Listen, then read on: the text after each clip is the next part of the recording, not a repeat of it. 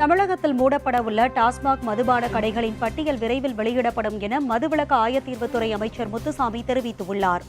ஈரோட்டில் செய்தியாளர்களிடம் பேசிய அமைச்சர் முத்துசாமி, டாஸ்மாக் மதுபான கடைகளை மூட வேண்டும் என்பதே அரசின் கொள்கை என்றும், படிப்படியாக மதுக்கடைகளை மூட நடவடிக்கை எடுக்கப்படும் என்றும் அவர் கூறினார். மதுக்கடைகளை மூடும் போது அந்த பழக்கத்தில் இருந்து வெளியேற்ற தேவையான நடவடிக்கைகள் மேற்கொள்ளப்படும் எனவும் தெரிவித்தார். நம்ம ஒரு கடையை நம்ம க்ளோஸ் பண்ணோன்னா நம்ம திருப்தியாக முடியல. அவங்க பக்கத்தில் இருக்கிற ஒரு கடைக்கு போகிறாங்க. அங்கே இன்னும் அதிகமான பிரச்சனைகள் வருகிறது. இதெல்லாம் நடைமுறையில் நாங்கள் பார்க்குறோம்.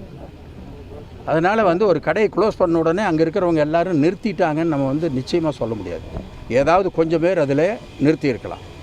அதுக்காகத்தான் இப்போ நாம் டிபார்ட்மெண்ட்டில் அவங்கள கவுன்சிலிங் பண்ணுறது, அது மாதிரி நிறைய சிஸ்டங்களை போட்டு நடவடிக்கை எடுத்துக்கிட்டு இருக்காங்க. எங்களுடைய எண்ணம் ஒரு காலகட்டத்தில் இருக்கக்கூடாது என்பது.